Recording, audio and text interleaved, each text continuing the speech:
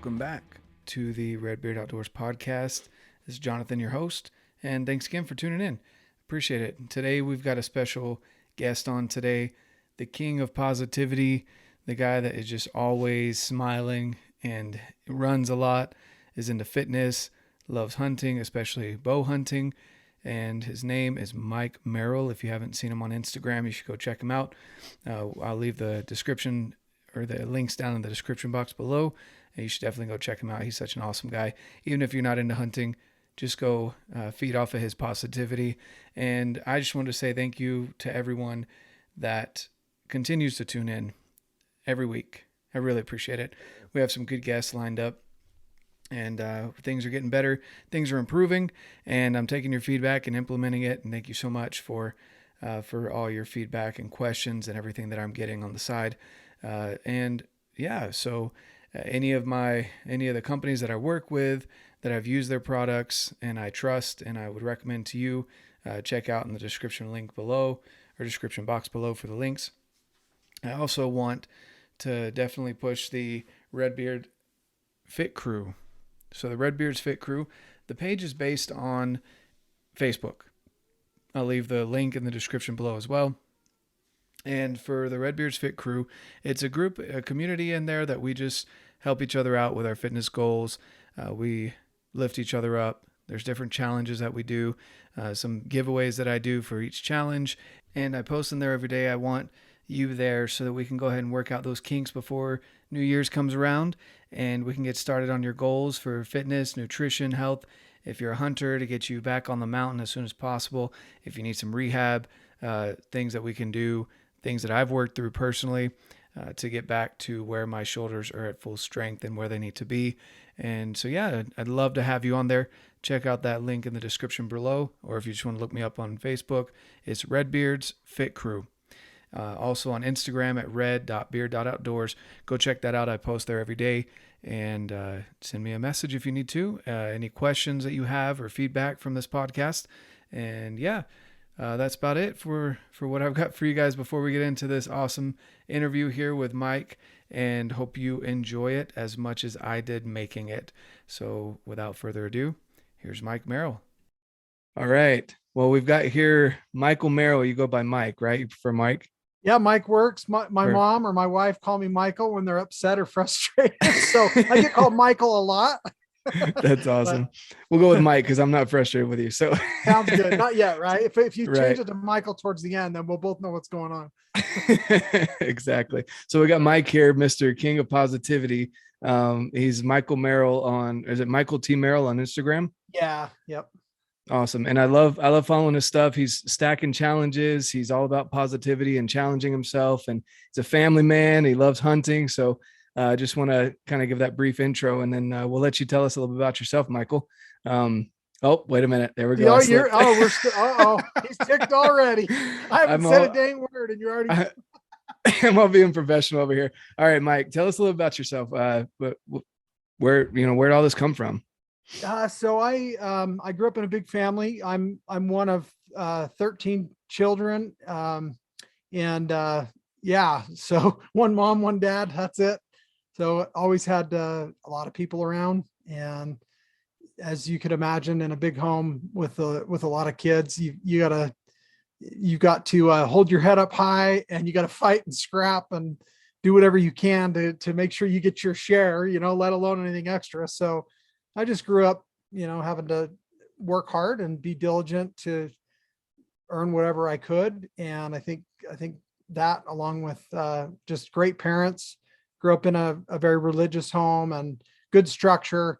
My mom made us breakfast every morning before school. She was a homemaker all growing up, packed us a lunch, always had dinner together as a family. My dad got home from work, we'd all eat together. So it's kind of like the Leave It to Beaver type scenario, which is, kind of gone the way of the dodo, it seems, in modern society. But I think that's added a lot of structure to maybe the fiber of how I was raised and who I've become that way. But it's just, I just try and lean on the bright side and look towards things that are positive whenever I have the opportunity. So That's awesome. Your parents took it not cheaper by the dozen, but cheaper by the baker's dozen, right? Yeah. Well, and then they went and doubled down and adopted also. So they had 13 natural born children, and then we adopted one. My parents used to be foster parents. We'd take in babies for anywhere from a few days or weeks to months. And this little girl we had for about 2 years, and decided that we would just try and adopt her from the state, and we were able to do that. So yeah, as you can imagine, just a home full of a lot of love and good things. So I think that really helped me have that foundation. So Yeah, that takes a special kind of parent to be able to do 13, I guess 14, have 14 kids. And you said there was foster kids as well that came in and out. yep, yeah, for quite a few years they worked for, basically it was a volunteer for LDS Social Services, just drug babies or really young teen pregnancy mothers that were putting the baby up for adoption possibly. We would take care of that child until it was placed. And boys, girls, some had handicaps or health issues, and just whatever the case, my mom was always happy to bring them in. And I grew up, helping change diapers and take care of, we all just pitched in. So that's just kind of how it was. So That's crazy, man. I still can't imagine that because I'm the oldest of five, and I thought that was a lot, and then yeah, that's not even half of what you guys had in the house. So yeah, that's my parents crazy. were just getting started at 5. That's yeah, right. That's awesome. Cool. Well, so I just kind of wanted to ask you a little bit more too about like how did you even get started on did you just start posting things? Did you have like an idea of where you wanted this to be after, when you started posting things on Instagram, or you just wanted to share what your life was? Like, where did that all start? I mean, honestly, it's just me. I really, gosh, going back a long time. I mean, because our family was so big. I remember when I was really little, like kindergarten, up to kindergarten, we lived in one home, and we just outgrew it. And then we outgrew the next one, and then we outgrew the next one. And then pretty soon that one was too big because the kids started getting older. So we moved 4 or 5 times while I was growing up. So I've always had, I know a lot of people in this valley. I've moved and lived within about a 30 or 40 mile radius in this county, in this part of Utah. And so just knew a lot of people. And so social media was a great way to connect with them. And in fact, I think I joined Facebook in 2007. I think there were like, I don't know, it seemed like there was only like 5 or 6, less than 10,000 people on it when I was first introduced to me. And so I thought that was amazing. And I just started there and kept in touch with people. And then I found it to be a really great way to just get to know people. And once I started running and doing other things outdoors and whatnot, I just love sharing that with people. And it's just continued to evolve to where, it's just become a fun place to share what I'm doing, what I'm working on, and follow many others that are fantastic and very inspirational to me as well. That's awesome. Yeah, the first time I was introduced to you was through Dan from Elk Shape when he reposted something that you did last year, and I was like, man, if Dan's reposting you shook something up because he doesn't repost just anyone. And Yeah. so that's when I started following you. I was like, okay, this guy's pretty cool. And I think this year we connected and realized we're going to be going to Elk Shaped Camp together here in February. It's only 2 months away. It's crazy. Yeah, it's going to be Um, awesome. Really looking forward to that. yeah, I remember last year at Elk Shaped Camp, it was in March, and or maybe it was beginning of April, something like that. And I just remember thinking like, I'm so ready for elk season, my first elk season. I'm so stoked. And like it's here and gone, and we're already back at Yeah. Elk Shaped Camp in 2 months. It's crazy. Um, but anyway, I kind of wanted to shift gears a little bit. I just want to know a little bit more about you as far as like, uh, you've got a family, you've got a wife, you've got kids, I imagine. Yep, I do. 4 kids. That my oldest two are married. I got 3 girls and a boy. My oldest daughter is married and has a baby. So I was made a grandfather about a year ago, on November 23rd. So we're just the middle of December now. So about 13 months ago. So we had our first grandbaby join the family. And then my son, I have one son, and he's just barely got married this last summer. And then I have a daughter that's in her second year of college, and she was going down to Dixie State down in southern Utah for her first year. Then she decided to move back up here, and she's going to UVU here locally and living at home.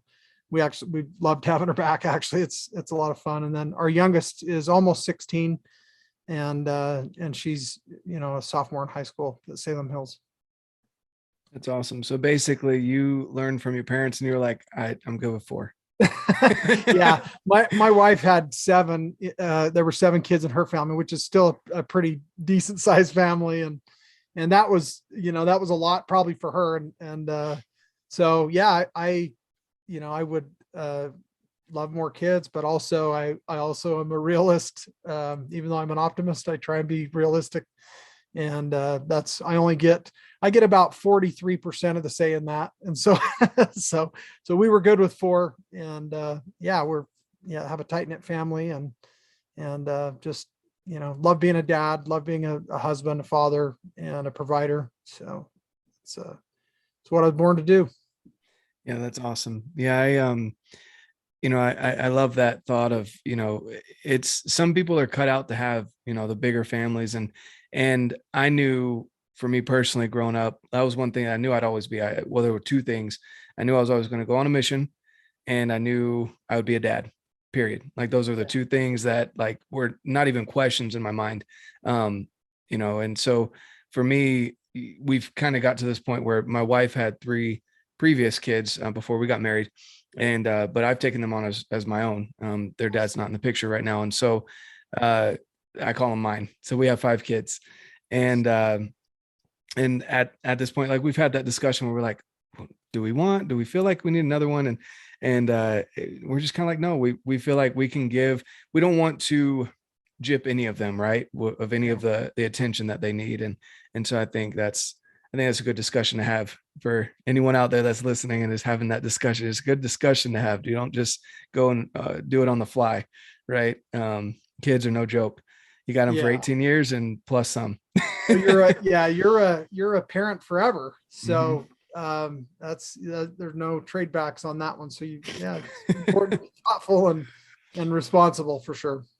No, definitely. That's awesome. So, and then what are some things that you do? Like, have you always been into the outdoors growing up? And then, I mean, with your family, with your kids as they were growing up, and you've still got one at home that's kind of more in your control, even though she's 16, not really in your control. But what do you guys do to get outside? How do you incorporate that into your family life? Yeah, so we love to go on hikes, especially all my family loves hikes. My wife just loves hikes. She loves running. She loves the outdoors. My kids, for the most part, really love nature and animals, and that's how I grew up. I mean,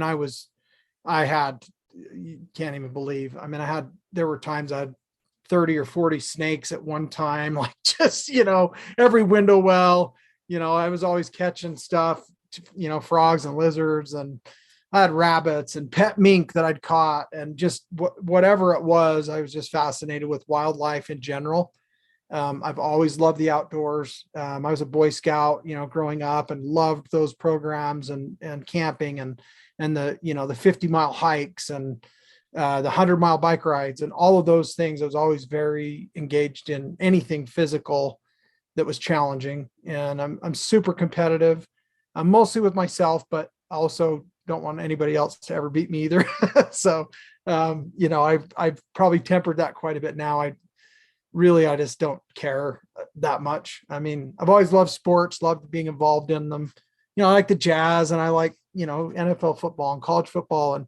But it's funny, as I get older, the last few years, even the World Series, and I love baseball. I mean, I was all about it. I wanted to try and play somewhere or play college, and it just didn't work out with, my life. And so,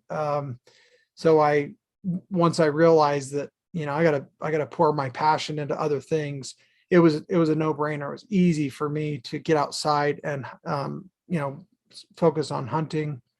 And, that's something that I've always loved.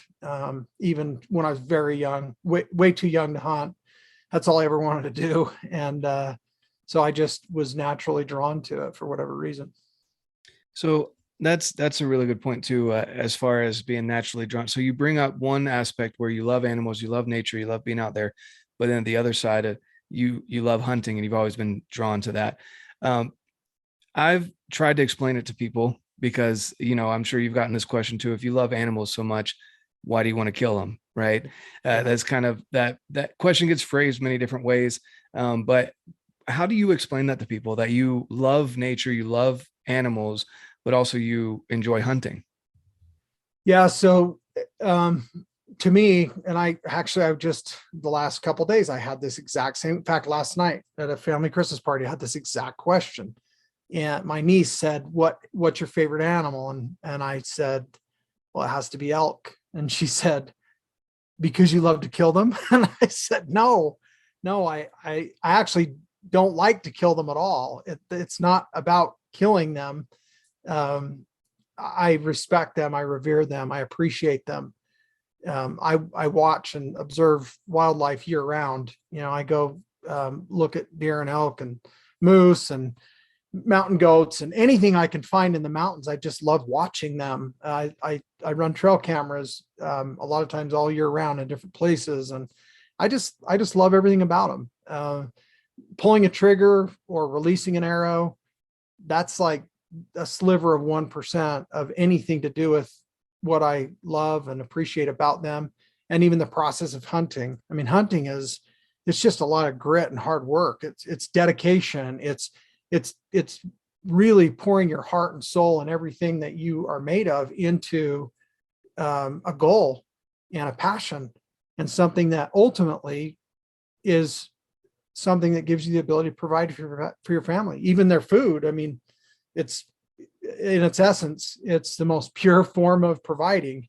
And I think, if you look at the cave drawings, from ancient American Indians or other places, the hunter they were the mighty warrior. They were the most revered. And it was because they provided sustenance for their family and for their village and for their people. And so to me, it still means that to me. I mean, that meat's just, it's, I don't know how else to say it, but it's sacred to me. And so, um, that elk or that deer or that antelope or whatever it is that I'm hunting, when it falls to my arrow or a bullet or whatever method or means that I took the animal with, I'm going to respect it. I'm going to care for it. I'm not, it doesn't make me happy to take its life, but I am grateful and I'm thankful.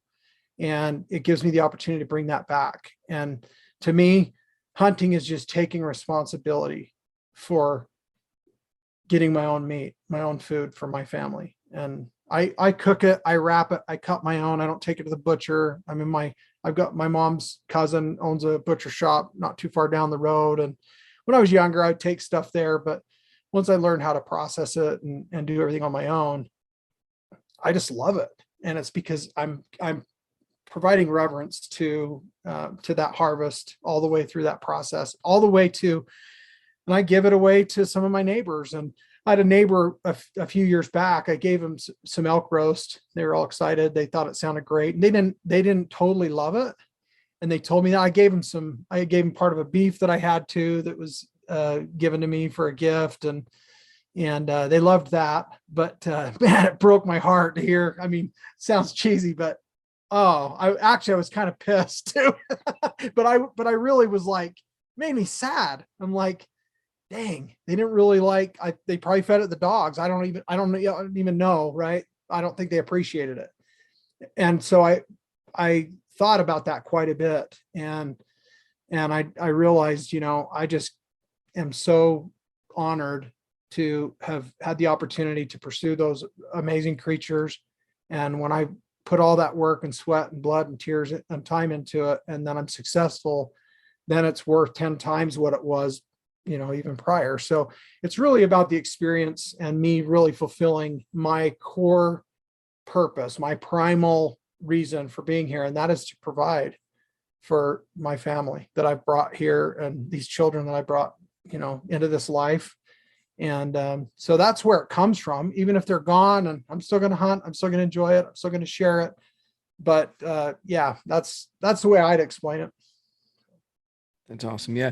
Cause and I agree with that way of explaining it because it's more personal rather than trying to say, oh, well, conservation, blah, blah, blah. It goes in one ear and out the other when you try and Yeah. explain that to people. They don't understand how that makes sense at all. And when you try and speak that way to them, they don't get it. So I have that same discussion with my kids because they ask, this year I had a doe permit. Um, and my daughter was a little shocked. She was like, well, you killed the mommy. Mm, And we had to have that discussion of, well, me personally, now obviously this isn't a requirement for every hunter, but when I go out, I make sure there's no fawns with them or calves or whatever sure. animal it is, that there's no babies there that are being, that the mom would leave stranded. And so we had that discussion. It's really interesting to see the little 5-year-old wheels turning in their head when they talk to me about hunting. But yeah, that's a great explanation. I appreciate that.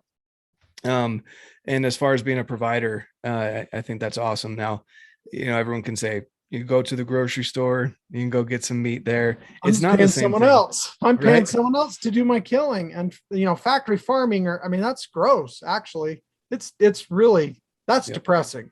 Yep. Oh yeah. Yeah. And having those discussions as well. We actually we usually buy like a third of a cow, from, because my wife, I love her to death, that she won't eat game meat just because she knows where it came from, and so that's Yeah. it's a whole mental thing. But we usually buy like a third of a cow from a local butcher that's Mhm. checks all the boxes, organic, grass fed, free Sure. range, like, and so that's as close that I feel like that you can get, um, to supporting local business, but also not supporting that whole industry of factory farming, Mhm. and it not necessarily being game meat. But I agree, it's kind of hard to hear, um, when people don't prepare or have had bad experiences with game meat because someone didn't know how to prepare the meat. And that's the interesting thing too, is you can overcook a piece of beef, and if it has enough fat in it, it's still going to taste all right. Yep. But if you don't take that care to take care of the game meat, whether it be venison, antelope, elk, moose, whatever it is, like, you can overcook it really quick. And so I think it's kind of really interesting that you take all this time to prepare to go for the hunt, take all the time on the hunt, and you have that reverence for it. You butcher the meat, and then you also have to take the time preparing it. Like, it takes longer, but in my opinion, it's a lot more rewarding. You have the story behind it. You have, the experiences and everything else behind it too. And I love it. I absolutely love it. Um, so you mentioned a couple things that kind of drive you on a daily basis. Obviously, your family is a big one, and providing for them. But what would be two other things that you would say when you wake up in the morning, that get you moving?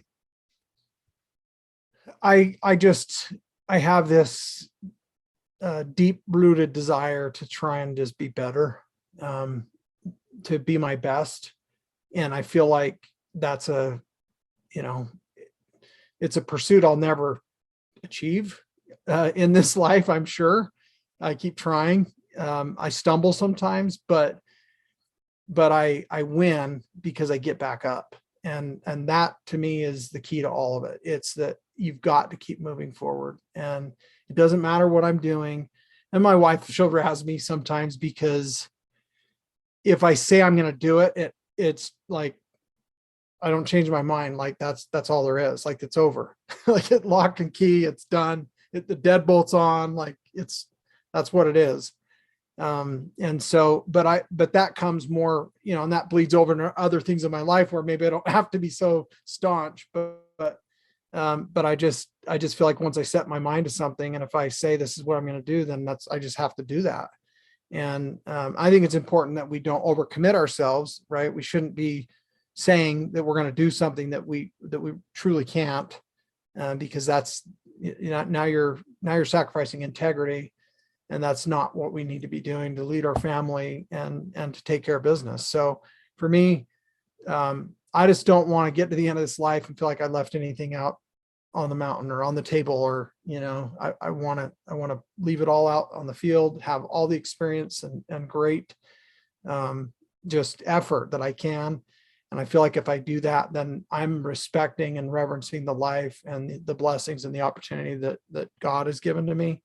And I feel like I'll be a profitable servant if I do that. If I don't, then then I feel like I was ungrateful and I was an unprofitable servant. And I don't want that reward. I want the bigger one that is eternal and fulfilling.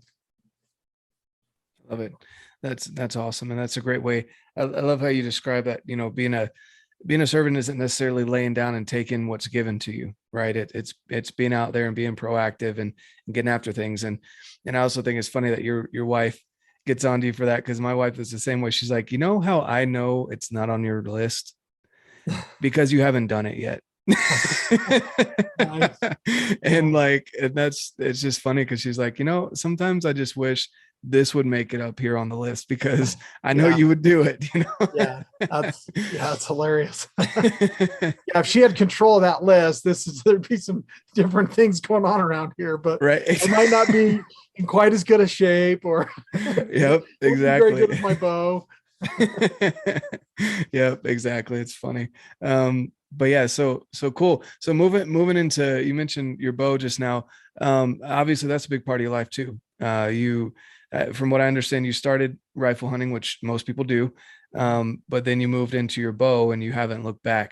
What do you enjoy so much about bow hunting and shooting your bow in general? Well, the first thing, I mean, that really got me started in it, I started that dedicated hunter program that Utah had. It was like it was first or second year that they came out with it, and I was working construction at the time and busy. I'd started my own business, so I was a general contractor building homes, and just seemed like always work was always getting in the way of me trying to go hunting. And even when I'd go to Wyoming or I'd go to Idaho, or I'd have to come back early and set trusses, and sometimes it's like, man, we're on this great buck and we found this, and I'm leaving my hunting buddies back and I'm running back to set trusses, and it just was frustrating that work or other things could get in the way of what I was excited about all year and couldn't wait to do. And so it was more about opportunity initially. So I could hunt more, and the season started earlier and it was longer. And so I thought, well, I'm going to give this a try.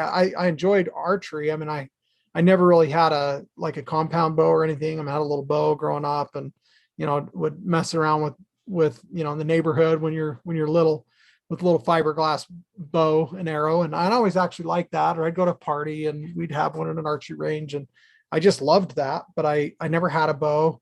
My parents never bought me one. I had to buy most of my own stuff. So I just didn't really have anybody to mentor or help me. Then when I got was dating who's now my wife, when I was dating my girlfriend at the time, her dad and brothers would bow hunt.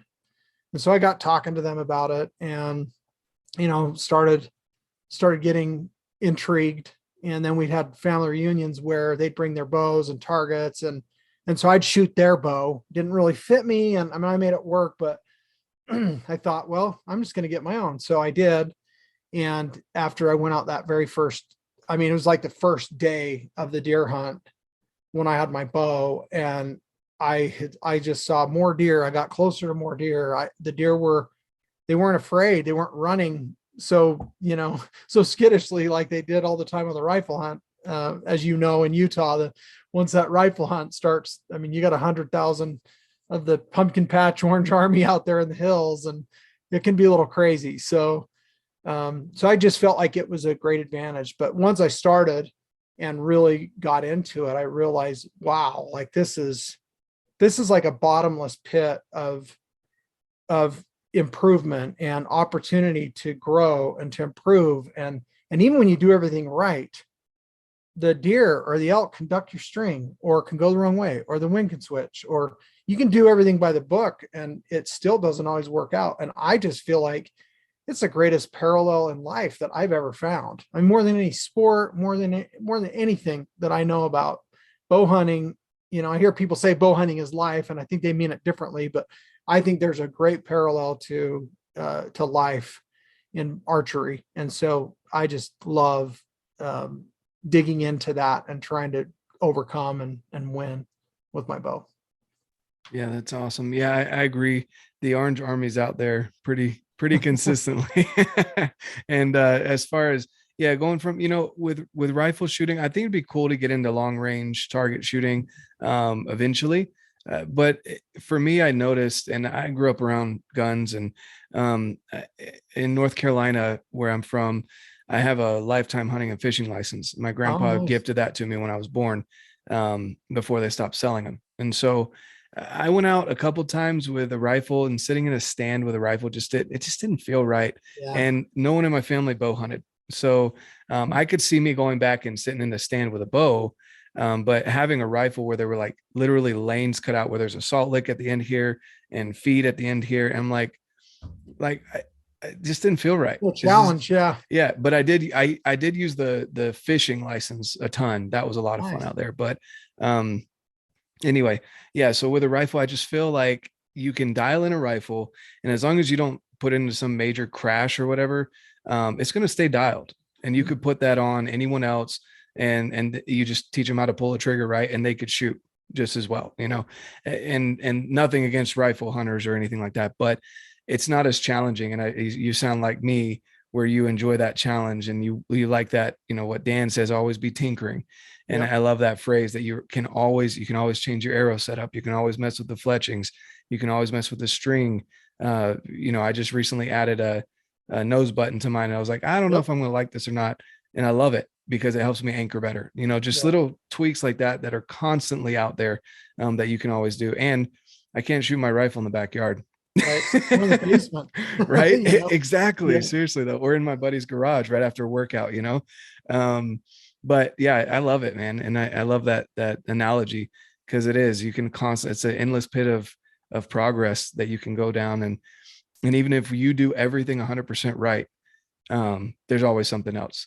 Yeah. And speaking of that, I kind of want to share a story about that happened this weekend.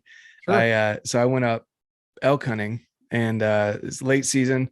The snow was knee deep or thigh deep, and it was fun. It was a lot of hard work, and anyway, I got up to these elk. I got to within 100 yards of them. It was perfect. Wind was in my face. They were all dead asleep, bedded. Like, it was just Nice. perfect scenario. And my heart's racing. You know, it was like 24 cows in front of me, and I'm like, okay, I'm gonna fill my tag finally. I'm gonna do this, and and then one of them perks up, and I was like, there's no way. Like, she didn't see me, she didn't hear me, she didn't smell me. Like, what is going on? And then she stands up, and I'm like dead still, not even breathing, you know. And I'm Yeah. sure you've been in those Oh, yeah. situations before. and and I'm like, what is, and my mind's racing, you know. I'm like, do I not, like, do I shoot? No, I don't want to shoot that far. And then she barks, and all 24 of them pop up. And Yep. I was like, oh man, I'm done. And I thought she had me pegged, because it looked like she was looking straight through me. And anyway, then I hear an arrow go off. Oh, wow. And there was Oh, another archer up there 50 yards in front of me. oh, I wow. know, right? The one other guy on that mountain. Wow.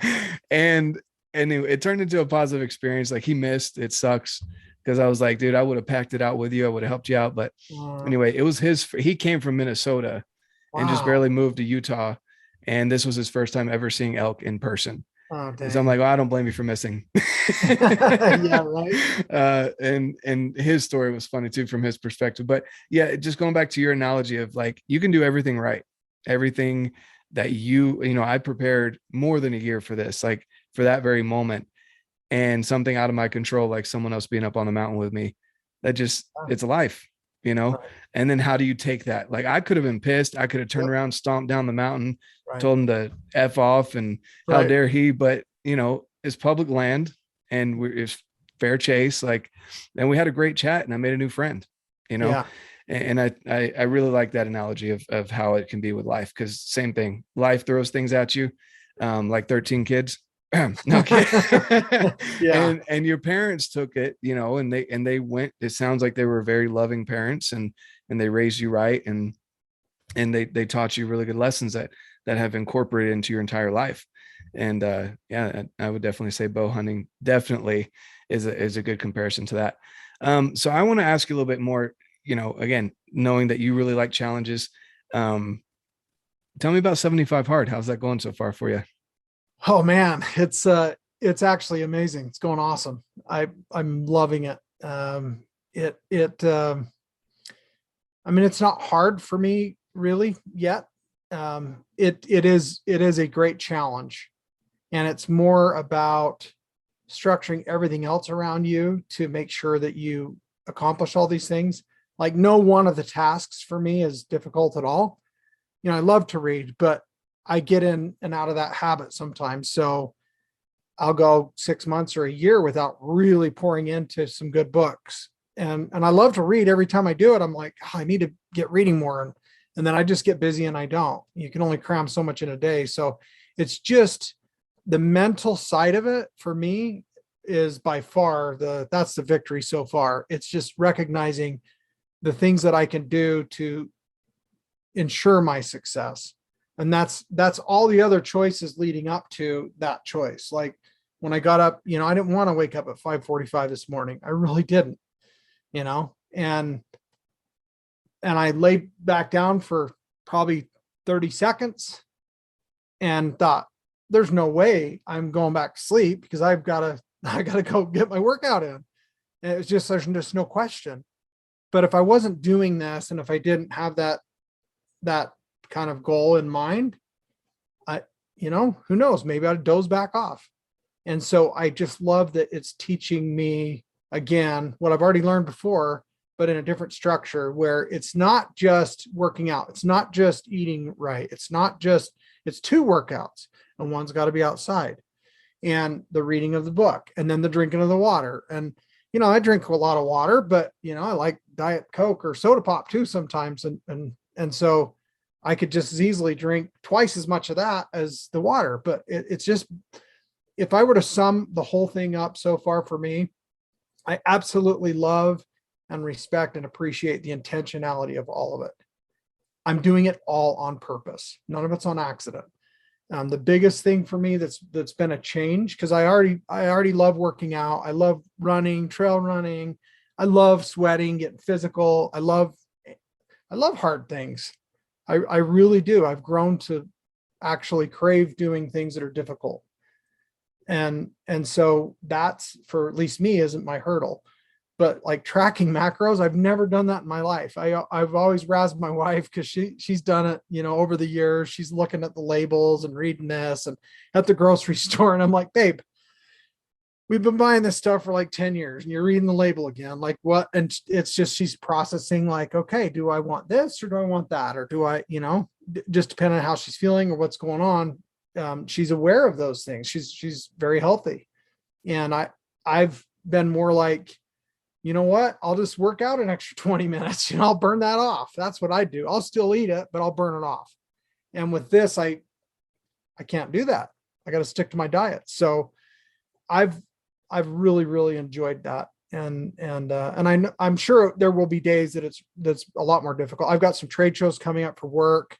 Elk Shape Camp, I think I'll just about be done right before that starts. But, I've got quite a few, Christmas, New Year's, we host a big party, and I usually make all this, jalapeno poppers stuffed with, cream cheese and wrapped in bacon, and, and I got the Traeger going, and I make cinnamon rolls, and there's all these things that I have as a tradition that I really like to do that won't fit into this program for me. And so if I do it, it's going to be for other people. And that's what I've been doing so far. I've just been enjoying them, doing their thing. And I'm over here chawing on a, thing of broccoli, so anyway. That's awesome. Yeah. And, I did 75 hard last year. So wait, what day are you on right now? Today was day 16. I just finished. Okay. So, I'm going to have to hear from you around day 50. Okay. Yeah. Cause I know you'll get there. Yeah. I know you'll get there. And for me, that was the thing. Like, so I didn't fail on either of the two times that I've done 75 hard. I came really close, and both times was around day 50, somewhere between 45 and 50. It just like, it gets to this point where you're like, why am I doing this again? And you kind of have to have a gut check, And so the first time I did it, I didn't realize it was a whole program of live hard. I didn't know there was a phase 1, 2, 3 afterwards. And so I did 75 hard, and I was like, okay, that's cool. I'm going to do it again next year. And halfway through the year, I realized there was other 3 phases. I was like, oh shoot. So this year I started the year off 75 hard. I finished, I want to say it was phase one, or I was in the middle of phase one during elk shape camp. And right now I just started phase three. And the thing that's stretching my limits right now, like I don't have a problem talking to people, but like because I know a lot of people, it's stretching me even more to have to go out and meet another person, because that's Uh, part of phase three is you have to meet okay. and have an actual conversation, not just say hi to someone at the grocery store, Oh, but have an interesting. actual conversation with a random person Yeah. in person. You Yeah. can't just like message or call someone up on Instagram. Like it's got to be in person. And it has to, and also the random act of kindness every Yep. day. Right. For us, the last 2 days, I've made my kids help me rake other people's yards. Oh, nice. But That's cool. right, so just things like that. So that I love that it stretches, my limits a little bit, because how easy it is for us to go to the grocery store and put our head down and or just talk with our wife or our kids and stay so focused in our own little world that we don't reach out to someone else. Or like the other day, I saw someone struggling to get the chips off the top rack because she just wasn't tall enough.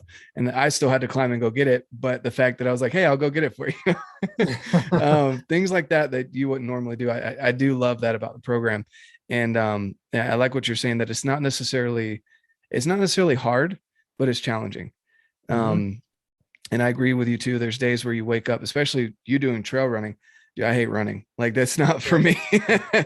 But you obviously love it, or you're I don't know, masochistic in a way. I don't, you enjoy Yeah. pain, There's some obsession going on of some sort. right? But yeah. But I could see you waking up and being like, man, this is warm blanket and it's raining outside. I don't want to be out there running right Yeah. now. I could see that. And that's awesome that you still got up and got after it. So I'm glad you're enjoying it. But yeah, I definitely want to check in with you again around day 50 or so and see Yeah. I don't want to how be you're naive feeling. about it. I'm sure there's going to be those days, but Yeah. yeah, I mean, I guess my biggest point is not any one of the items is difficult. All of them together in symphony every day, and then structuring your life and making other choices so that you can make sure that you can accomplish those things. That's a challenge. Like to me, some people, yeah, maybe 2 workouts is crazy, and it is a lot. I mean, it's a lot to split them up, and it'd be way easier to do 1 hour and a half or 2 hour workout. And I've done that, thousands of times, but to split it up and it's got to be outside. It's like, it's very, again, back to being intentional. And that's something that I really love about it. Yeah, for sure. And then you're stacking challenges too. So like I know I'm doing phase three and December Chub Challenge for Elk Shape. You've got 75 hard going, December Chub Challenge. And don't you have your own like mileage that you're running this year or something like that?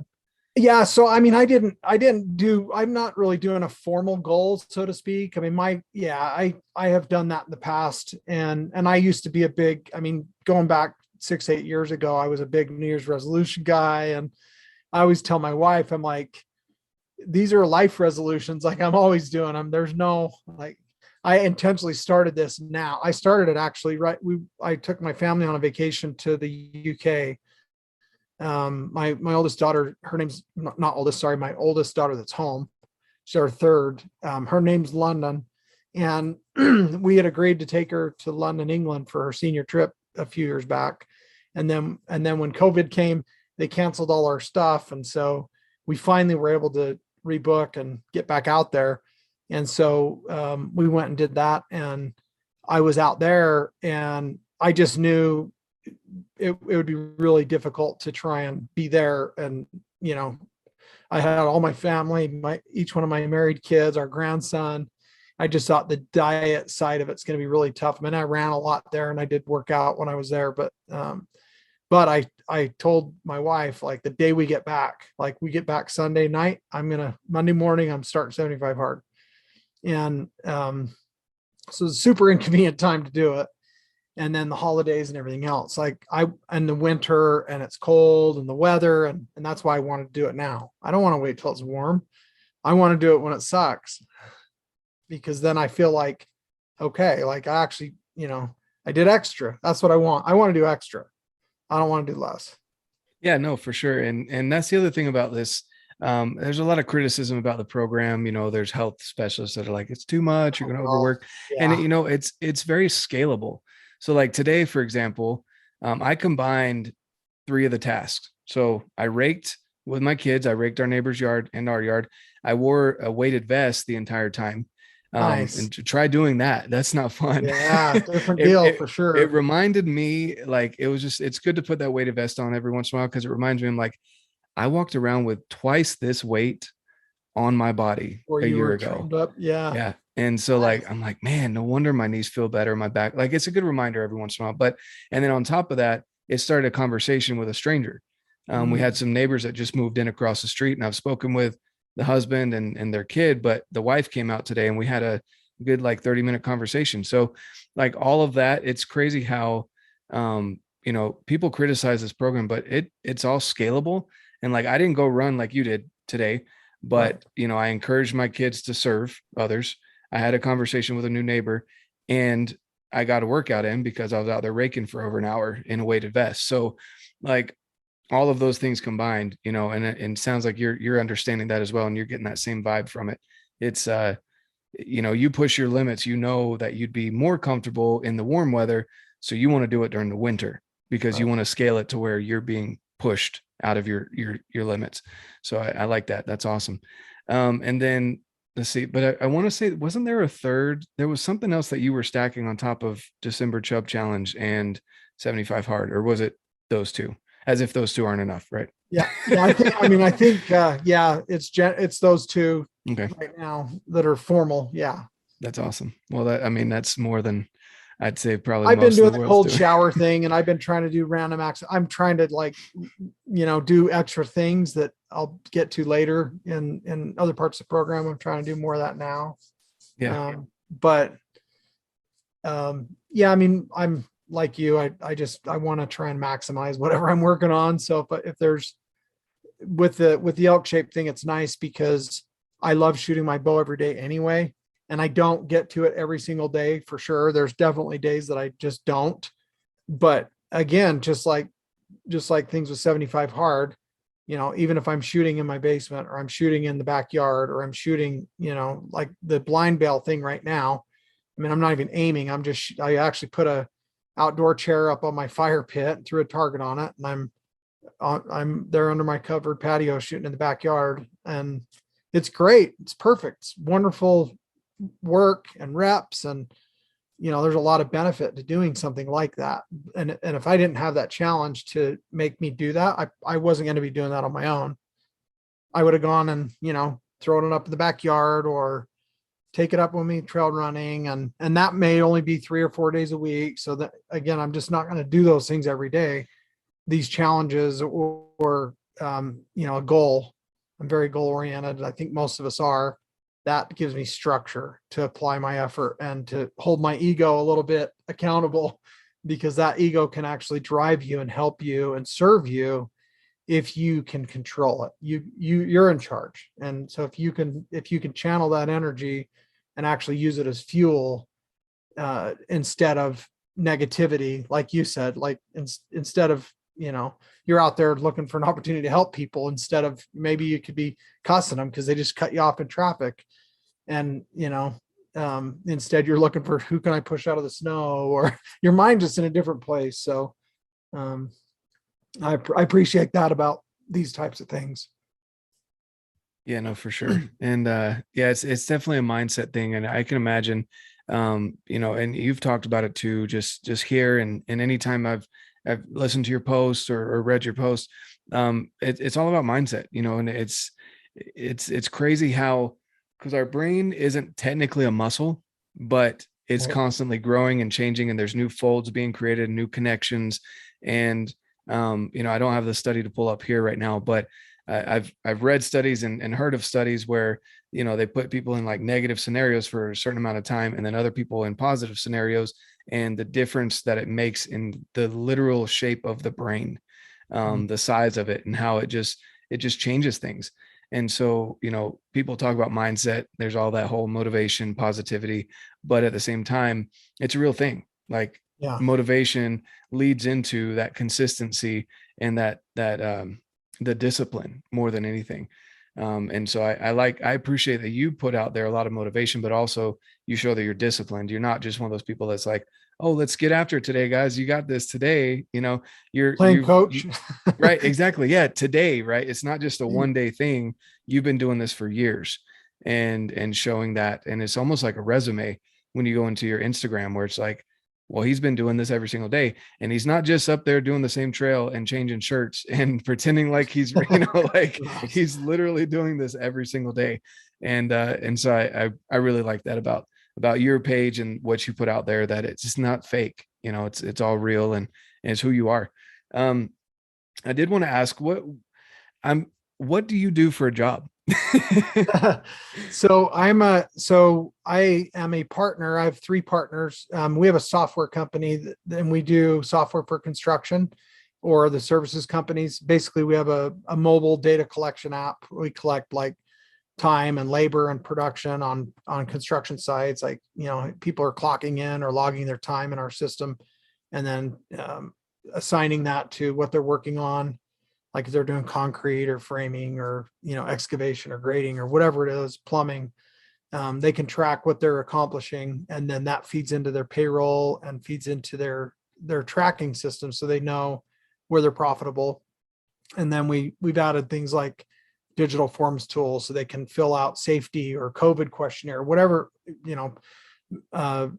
reimbursement for expenses or any form they want to make up in our app. And then that sends back to the cloud. So everybody in the office and payroll and HR has access to that data in real time as they're going. We do equipment and tool tracking. So where's the drill, or where's the backhoe, or who has the truck or the skid steer or the wheelbarrow, whatever it is that the company's tracking. So we've just expanded it. I grew up in construction. I was a contractor and built a couple of 100 homes back in the day, and did real estate, and just have been around that world. And so I partnered with a couple of guys that had just started up a little app. My buddy was in construction too, and he's one of my partners, and he said, hey, we're kind of working on this. And this is back in 2003. So we've been doing that ever since. So I'm our chief evangelist now. I was our COO for a long time. In the last year now, I do all of our trade shows. I do a lot of speaking engagements or presentations, seminars. And then I also host a podcast for our business. We've released almost 60 episodes now. We've been doing it for a little over a year. And I just have people on from the construction industry or software for construction, and talk about what they're doing and what challenges they're having. So That's awesome. That's pretty cool. Yeah. So using your knowledge in the field actually, and putting that into the software, I bet they probably appreciate that a lot, because you get to give that feedback personally, but then also I like that you're bringing people on and talking to them about how you could get better. Again, going back to that mindset of, instead of taking it as criticism, you're taking it as feedback. Yeah, and actually we had I was on Cody Rich's podcast with the Rich Outdoors. He's one of my favorite listens. Love listening to him, and we invited him on our podcast and had him talk about entrepreneurship and starting a business and what you can do to set yourself up for success and avoid pitfalls and don't be the bottleneck. And actually we're scheduling right now with Brian Barney, who hosts the Eastman's Elevated podcast, which is another fantastic one. He's invited me to come on his, and then I'm also inviting him back to come on our podcast, because he's a contractor and a business owner and an entrepreneur. And the discussion will be, and it was the same thing with Cody. It's like, how do you set your business up in a way so you can hunt more and you can have time away and you have systems in place so that when you're gone. And Dan Staton he is huge about this. He loves beating this drum, and it's just music to my ears. I love it when he talks about that discipline and that fiscal discipline and taking care of your family and taking care of your bills and taking care of your work, so that when you're elk hunting, you're not distracted. You're focused. And it's just, I love everything about that. So both Brian Barney and Cody Rich, we're having those kinds of discussions even on our podcast, which is not hunting at all. So that's awesome. And yeah, I agree with that. I loved that was one of the big things at camp this last year, that he brought Jeff Bynum, and who's a financial advisor, and that I was drawn to So as I got into bow hunting, obviously I was looking things up on YouTube and I was trying to research so I didn't walk into wild arrow and just look like an idiot. Right. Right. And so, I wanted to learn some terminology and stuff. And then I really liked Elk Shape because he's very down to earth, no BS. Like he's like, yeah, I'm sponsored by XYZ companies, but if this other company works better for you, awesome, go with that. But this is why I use what I use. Right. And, or this is why I do what I do. And he talks about how, he's always trying to set up his family for success. And I love that as well. That's definitely a big thing. So that's awesome. And I'm going to have to tune into a couple of those podcasts cause I haven't heard of, the Rich Outdoors. So I need to Yeah. look at, Oh man. Yeah, I need to you're listen missing to out. him. He's got over 600 of them. I mean, he's been doing it for 7 or 8 years. I mean, Okay. just he's had so many amazing guests on, and just it's a great listen. That's awesome. Cool. Yeah, I'll have to look that up. And that's cool. I was kind of wondering what you do because you do spend a lot of time working out and hunting and all those things. So that's cool to know too that you've got your own business and again that entrepreneurial spirit. And I love that. That's awesome. So I want to wrap up here with just a couple other questions. What's one highlight from this last quarter? So the last 3 months, which is kind of the bigger quarter for most hunters. And what's one highlight from your life? And then what is one thing that you're looking forward to in the next quarter, next 3 months of your life? Wow. Okay. So highlight of my life in this last quarter. Um, I honestly, I'm, I don't know how this is going to come across, but I'm just grateful every day for another day. I'm just grateful to be here. I mean, I feel like every quarter is the best quarter ever. And if it's not, I'm working on making it. So I really, I guess I would just say, I mean, in that light, I'm grateful to be healthy and strong and focused and on my game in all the areas of my life that I feel like are really important. And I work a lot. I work out a lot. I try and hunt as much as I can. It's not as much as I'd like, but when I look back, even this last hunting season, I mean, I just had some amazing experiences, and even the ones that didn't end up in bringing meat for the freezer, I'm just learning, and so I just feel like um, I'm more knowledgeable than I've ever been in my life this last quarter. So I'm just grateful to still be thriving and intentionally living life. Um, this next quarter, I'm excited about making it better than the last quarter. I'm excited about um, finishing 75 hard strong and what those results are going to be. And not just because I think the scale is going to look 40 pounds lighter or whatever it is. I don't know that it'll be that, but as an example, but just how I expect I'm going to feel. And I'm thinking about that right now. Like when I pass the little candy bowl at work, or, my wife, she's apologetically bought some donuts or something the other day, or had some ice cream, and we love having peppermint ice cream every Christmas season. And I'm like, hey, go to town, babe. Have some for me. I don't care at all. Like, it makes me happy if that's what you want. It's totally fine. And she's healthier than I am. She's been running for 30 years and she's fit as a fiddle. But I guess really just, I'm looking forward to squeezing in another amazing next few months, and feeling like I'm in the best shape of my life, and that my life is balanced. I mean, that's really, I guess, it's what everybody's goal is: balance. So.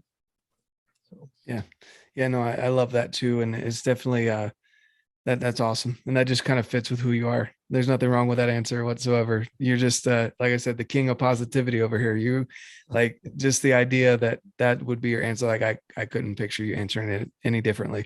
So, just, you brought up that there's some things that are going to be inconvenient over the next couple months, that line up with 75 hard, like trade shows and things like that, where the diet might be a little harder, getting the workouts in might be a little difficult. So you're getting the workouts, but also being on your game for presentations, things like that. You're going to have to tap into your why. And, this is a question that we hate that 2-year-olds ask, because they always ask so much that they get to a point where we don't have an answer anymore. We get frustrated because we don't have the answer. Yeah, right. But have you read the book Start With Why? I have not. I have heard You about should. that book. I have not read it, but I will You should definitely. totally. Hold on, I've got it right here. My Nice. favorite book when I did Cool. 75 Hard the first time. Wow. So Oh, you Simon should. Sinek. Yeah, great. Simon Sinek. Makes So sense. you should. Yeah, you Okay. should definitely read that book. Add that to your list, wherever Okay. your list is. I'm sure you've got a good list already going. But I'm going to ask you the question that we get annoyed by 2-year-olds about. What is your why? What drives you? What is at the core when you peel away all those layers of everything that you've said and explained to us here? When you have those inconvenient days that are going to come up in the next, month, 2 months, what is going to get you? Why are you doing what you're doing? What's your why?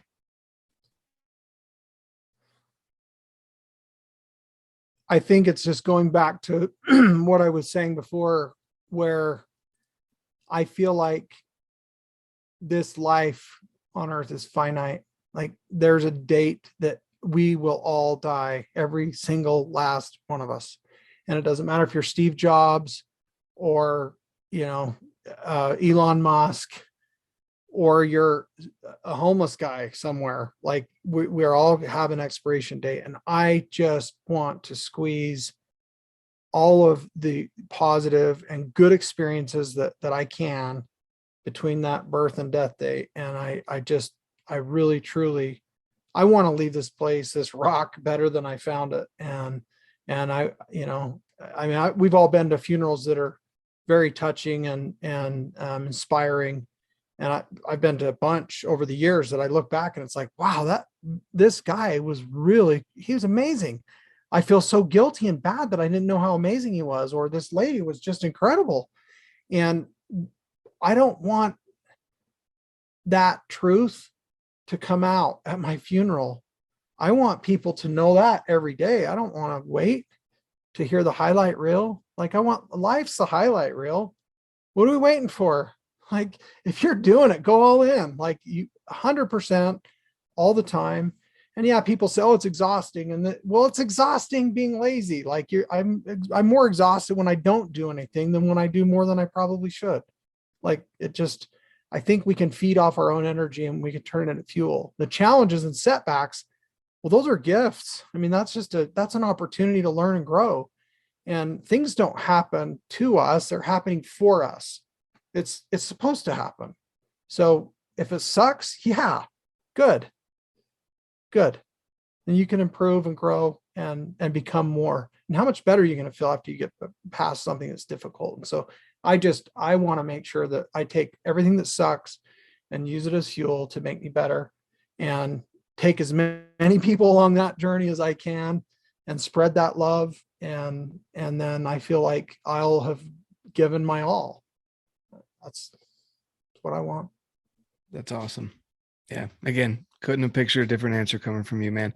That's awesome. Thank you for sharing that. And again, thank you so much for taking time out of your day. I know you said you're alone in the house right now. You've got a girls' night going on, so you're like, I can do whatever. But thank you for choosing to come onto my podcast, man. I'm small and growing, and for the couple of people that download my podcast every day, every week, they'll appreciate it. And hopefully down the road, when I've got those 600 podcasts or whatever, I'll be sending people back to this one, because this was awesome. Thank you so much. And where can people find you if they want to look you up? Yeah, so I'm on all the socials, Michael T. Merrill on all of it. But primarily I post stuff on Instagram, and that's where I spend most of my time. And I reshare things through Twitter and Facebook when I do it. So I'm a little slow to get back to those sometimes when people interact there. But yeah, mostly on Instagram.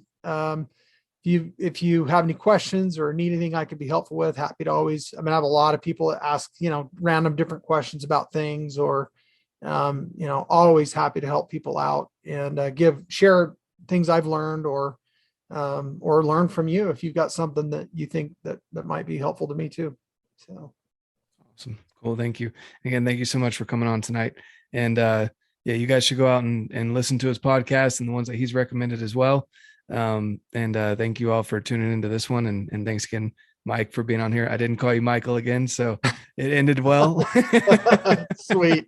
All And right. That's good. yeah, anyway, and as I always say, guys, get out, live your life, and love it.